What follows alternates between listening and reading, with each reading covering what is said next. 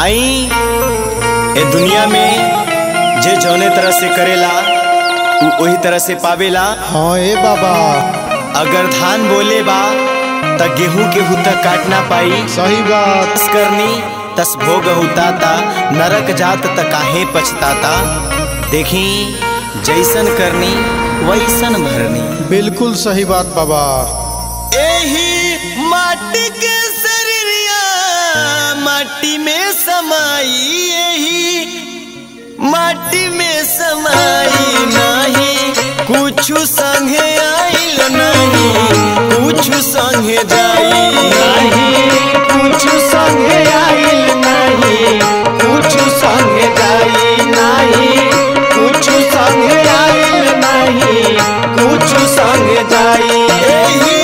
माटी के शरीरिया माटी में समाई, माटी में समाई नहीं कुछु संगे आइल नहीं कुछु संगे जाई, नहीं कुछु संगे आइल नहीं कुछु संगे जाई, नहीं कुछु संगे आइल नहीं कुछु संगे जाई।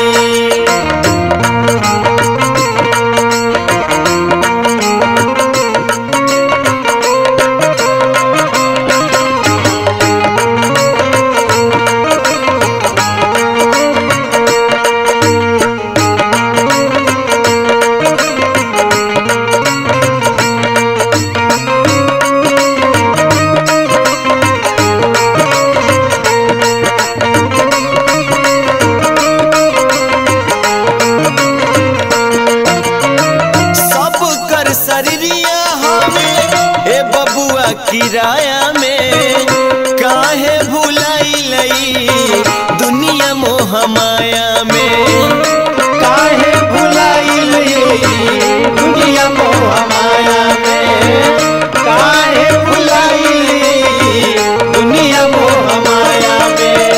सब कर शरीरिया हमें ए बबुआ किराया में काहे भुलाइलई दुनिया मोह माया में, काहे भुलाइलई दुनिया मोह माया में। ई त दुनिया के रीत बा जे जैसन करी उहे भरी।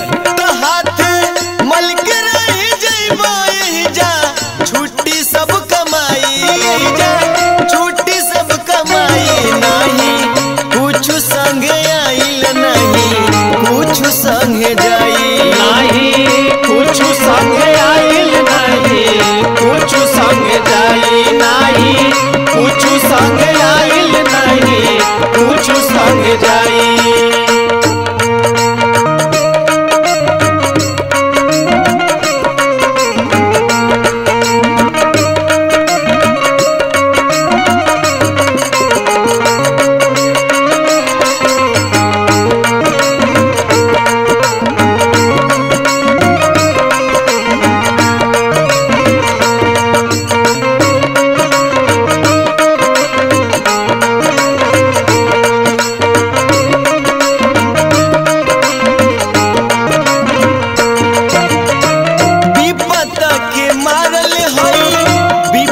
सुनाइले अपना ही ऊपर बाबू विपत आजमाइले, अपना ही ऊपर बाबू विपत आजमाइले, अपना ही ऊपर बाबू विपत आजमाइले।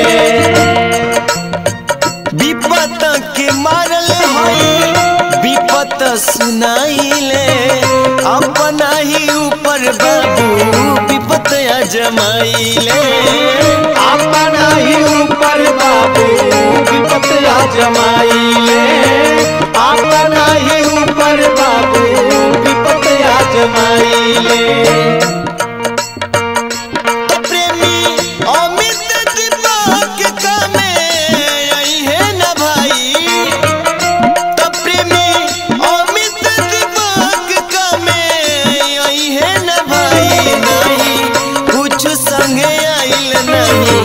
कुछ संगे जाई नहीं कुछ संगे आइल नहीं कुछ संगे जाई, नहीं कुछ संगे आइल नहीं संगे जाई नहीं कुछ संग आइल नहीं कुछ संग जाई नहीं कुछ संगे आइल नहीं कुछ संगे जाई नहीं कुछ संग आइल नहीं कुछ संग